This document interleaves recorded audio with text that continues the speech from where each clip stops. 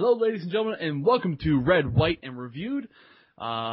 This is the show that we review videos on Netflix as well as some other different ways, either through going to an old dinosaur place called a video rental store or to somewhere else, where we just basically give you videos that you may not have heard of and you may want to check out. But joining me is Jessica Finch. Jessica, how are you? I'm great. Thanks, Brian. That's awesome to hear. Now, we just finished up watching Exit Through the Gift Shop, a Banksy film. And if you don't know who Banksy is, he's this kind of he's just really well known. He's probably, would you say, like the most well known graffiti artist, or at least the most respected, anyways, in the business? I mean, he's definitely really out there in terms of what he does. And if you haven't heard of him, you've probably been living under a rock for a while. I mean, I haven't heard of a lot recently. It was more like years ago, I guess, when this movie came out in 2010. But he's definitely a really big street artist for sure. Yes, absolutely. Yeah. But anyways, this is a film that's directed by Banksy, and it was weird because I thought this movie was going to be about Banksy, but turns out. Well, let me give you the description that it gives me here on Netflix. Amateur filmmaker Terry, is what's his last name? Greta? Yeah. Geta. Basically, project to chronicle the underground world of street art takes a fascinating twist when he meets Banksy, the elusive British street or stencil artist, in his independent Spirit Award-winning documentary. Unimpressed with Greta's footage, Banksy takes over his filmmaking duties while Greta reinvents himself as a street artist, and much to Banksy's surprise, becomes instant darling of the Los Angeles art scene. Now, yes, I thought this film was going to be about Banksy. Now, I didn't really take the time to read the description when I first started off, but this film really is all about this guy named Terry, and basically his obsession with filming everything at first. But anyways, Jessica, what do you think of this? Well, I mean, it is a really interesting movie, and I definitely agree with you. I didn't actually read a lot about Exit Through the Gift Shop before I watched it, so I was expecting more of a film about Banksy, like you said. So to see this film about an obscure Frenchman who lives in LA who just films everything, I mean, he doesn't do anything with the film. He kind of just stores it away, and I mean, eventually he calls himself a filmmaker, but it's all kind of bogus. I don't know. I mean, it's almost like it really wasn't what I expected, for sure. For at least a quarter of the film, it's almost like a really bad episode of Hoarders, with like the amount of tapes he has of just everything he's filmed. He has like Ziploc containers, like filling an entire room filled with these old school tapes that he doesn't do anything with. And then when he eventually does do something with it, because he does actually make a film, it's, and he shows it to Banksy, and Banksy, who's hilarious in this film, although you don't actually see him and his voice is disguised. His review of Geta's film is just awful, and everyone thinks that he's a pretty crazy Frenchman. And it's really funny because when Greta makes this actual film of all the stuff that he's made, like everyone that because there's like a bunch of different like really big name graffiti artists, not just Banksy, but like the Obey guy, some other dudes in France, a lot of people in Los Angeles. Like once they see it, they don't realize. I've never heard of this guy's face in there. He's just cool. Yeah, he is pretty cool. Sorry, go ahead. But yeah, everyone thinks this guy's like pretty legit on the level, like this really cool person that does documentaries and like helps them do street art everywhere, until they see his actual documentary, and it's just like, oh my god, this is a terrible, terrible thing we've done, or that he's made. And Look what created, because they all help him and they kind of put up with him when he films them. But when he kind of gets ahead of himself, putting on his own art show, they're kind of like, oh god, what have we done? Yeah. No, I mean, Banksy sees the film, and then he tells Terry to basically, okay, maybe stop filming and maybe work on your own street art and do a small show, something tiny, something that you just kind of rent out a community hall or something like that. But no, Terry goes out of his way, just buys this massive, like, CBS building that's been abandoned and, like, puts on this massive art show. And really, it comes, like, the story eventually switched between, like, this, it's kind of like, oh, this is a story about graffiti art, to, no, it's about, Banksy and Terry, and then, no, it's about Terry becoming a major icon in the kind of, like, Los Angeles art scene world, or just basically the art world, anyways. I don't know, it took a really weird twist. The response to his show was crazy. Like, people were lined up around the block. People were trying to, like, break down the gates to get into this show. And, you know, this guy's not an artist. Oh. He just kind of, you know, when Banksy talks about it, he's like, you know, it takes years to, like, refine your craft and, like, you know, kind of pick your style. And Terry hasn't done that at all. He's kind of an accidental artist who just, you know, liked Banksy and Shepard Fairey and decided he could do that too. Yeah, and I mean, they kind of went through all the processes of how Terry made all his work, and it's basically he just steals ideas from everything in the mainstream, like basically what's going on in street art, and just pulls them into just kind of one big show and sells them for, as we saw in the film, like $50,000 for some of these things. It's crazy. Yeah, I know. I know. For a Mona Lisa that he painted an eye patch on, he was kind of, you know, that would be like $30,000 or something ridiculous like that. You know, it takes like 2 seconds to do. Mm-hmm. But yeah, I don't know. There's a lot about this film that's kind of like commentary on like society and our approach to art. But I think that his art is also, it's very much like Andy Warhol type art, but as Banksy says, like more meaningless.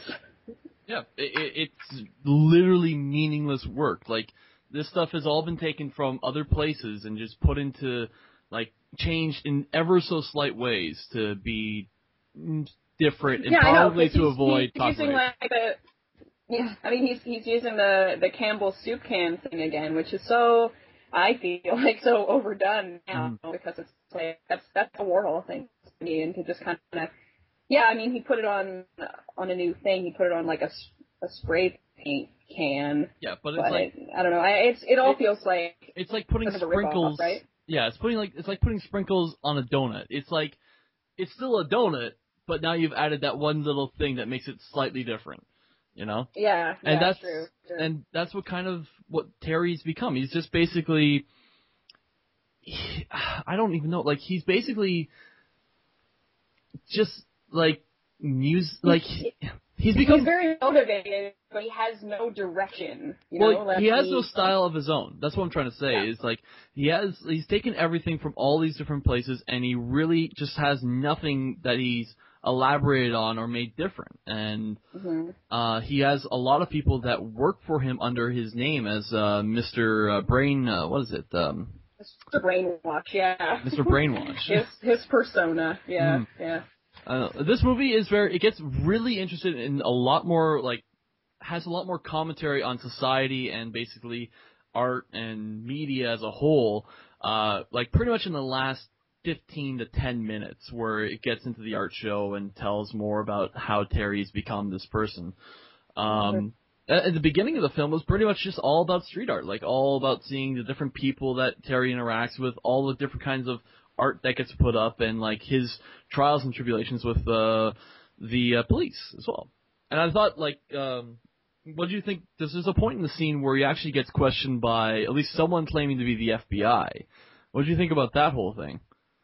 Oh, was that when he was at Disney World? Yeah, well, they did that thing about like Guantanamo Bay. Is that what they did? Well, what happened was Banksy was going to do a thing at Disney World, and his thing was to put a blow-up doll of a prisoner at Guantanamo Bay. You know, the orange jumpsuit, bag over their head, tied up, and then put on top of a fence. And basically, this was a major thing. Like, people at Disney World were just like, at least the security were freaking, you know, the hell out and grabbing people and interrogating them for 4 hours, 5 hours at a time. And Terry was one of them. And it's just kind of like, that was a little bit strange. I didn't think like that one little act would send Disney World into like over kind of crazy drive. Anyways.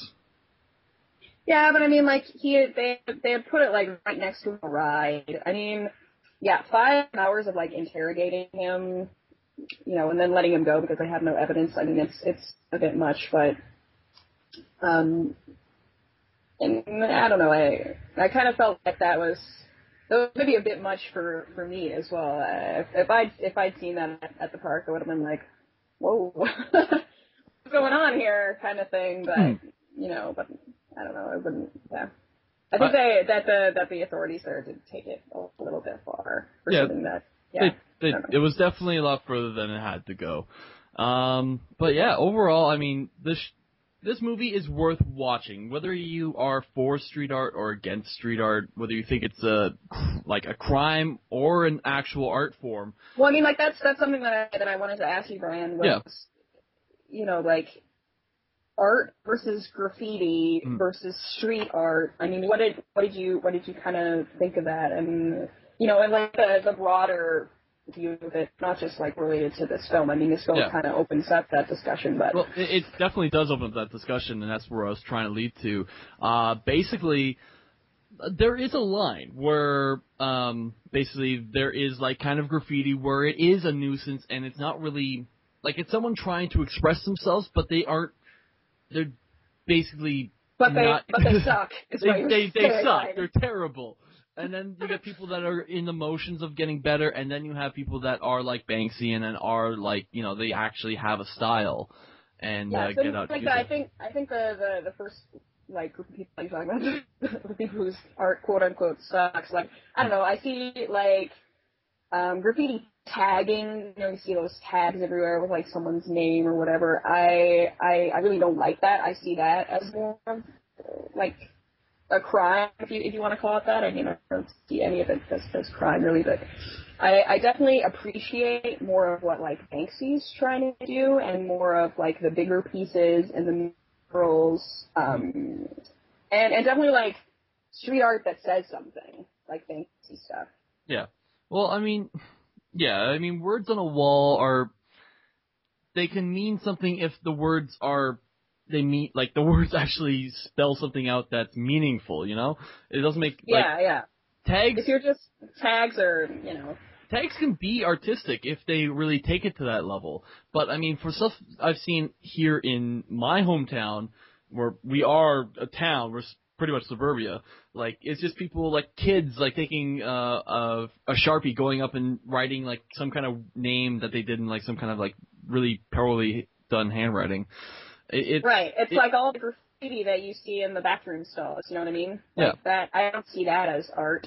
No, but I mean, when I come down to Toronto, either by train or sometimes by the bus, it's basically like I see some people that have really taken the time to make these really big, really colorful murals almost of like their tag, their name, which, in my opinion, is art. And, like, I guess the line is how complex the actual graffiti is, or basically how clean and simplistic it is as well. I don't know. It's art, right? You know what it is. Yeah, I mean, it's all like art is really like subjective, isn't it? So I mean, talking about stuff written on the bathroom stall, that could be art for someone. It does really depend on how you look at it. For me, I like Banksy stuff.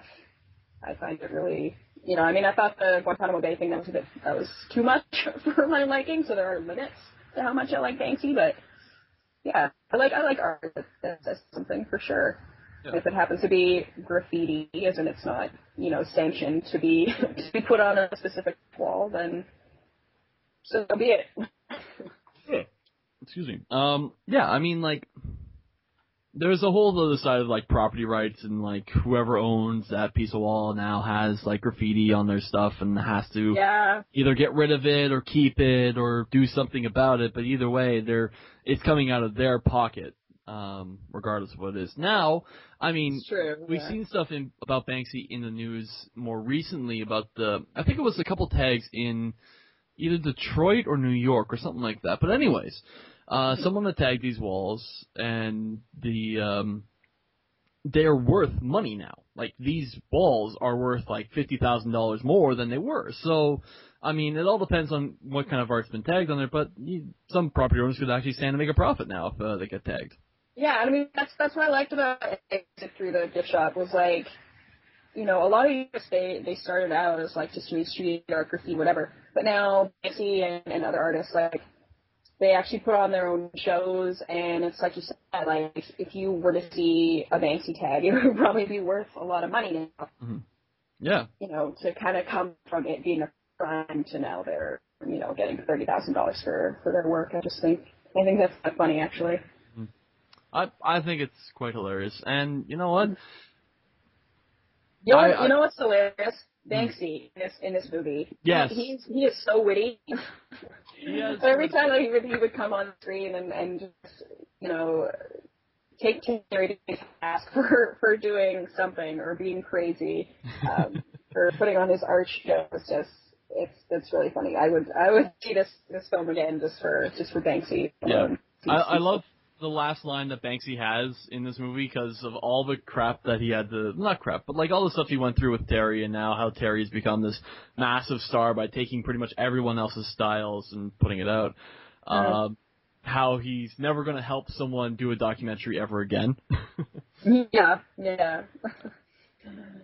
I thought it was. Because, I mean, he had said, like, you know, initially he encouraged people to do art. Everyone should do art, but now he's kind of rethinking that because of Terry. Maybe not everyone needs to do art. Maybe not. Yeah, maybe not everyone.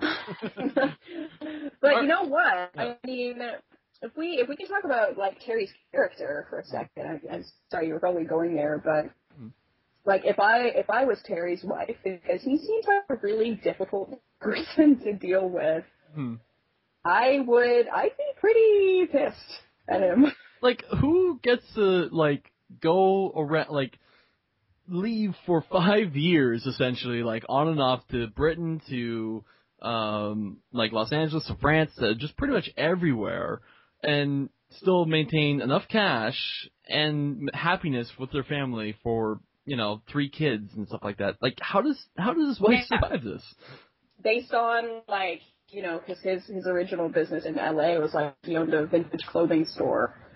I'm not sure where he's getting all his money to be able to travel around, but I know that, like, for the show they had said that he has to, like, refinance his house and stuff like that. You know, if I was his wife, I'd be gone. You know what I mean? Like, I'm taking the kids and getting out of there. I'm taking the kids. Goodbye. Yeah. Go away. And if the Mr. Brainwash thing hadn't taken off. Oh, yeah, it'd probably be a different story. Yeah, it'd be a totally different story, for sure.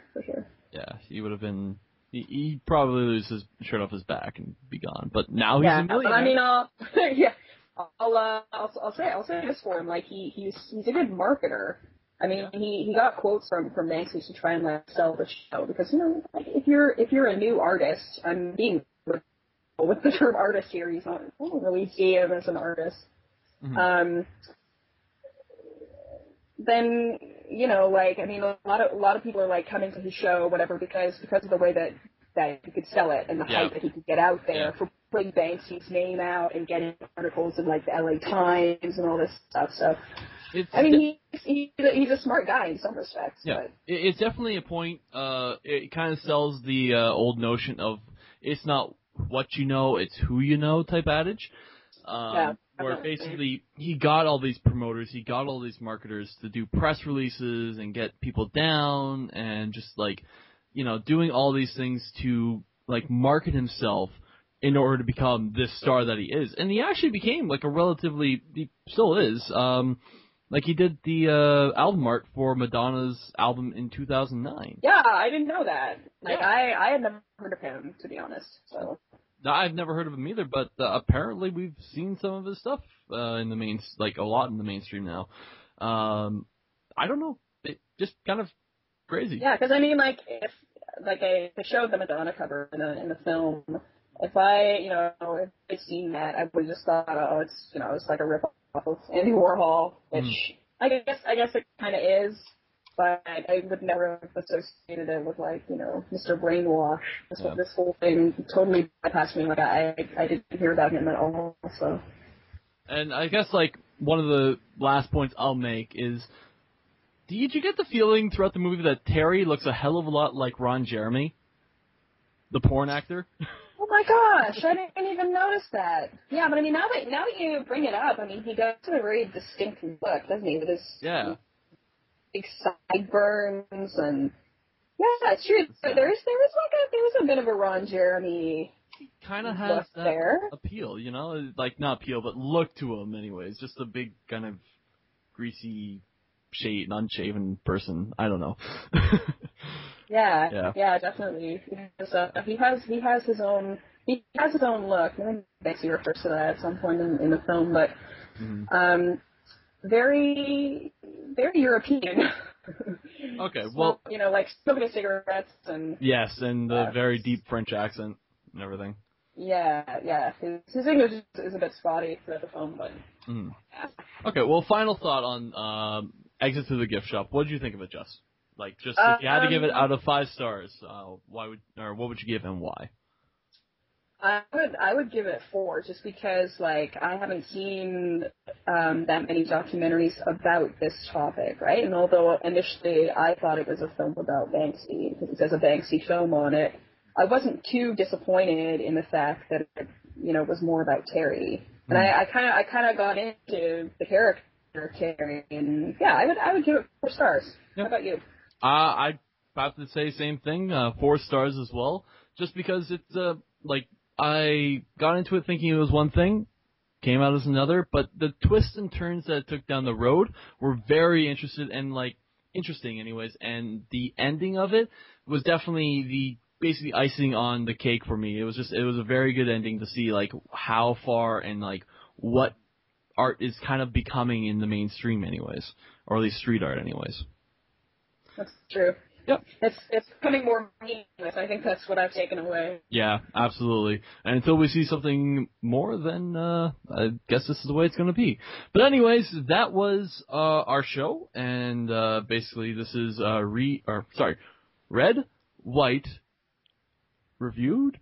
Yes, thank you. I have problems with that because I keep thinking about read, write, execute, and it's a computer thing. I'm sorry, but tune into us next week. We will obviously be giving you more videos and movies that you can see either on Netflix or you can go by visiting your local movie rental store, which hopefully is still in business depending on where you are, or you can find these by other means, and I use that in air quotes. But yeah, I'm Brian Best, and joining me is... I'm Jessica Finch. Fantastic. And we will see you guys next week.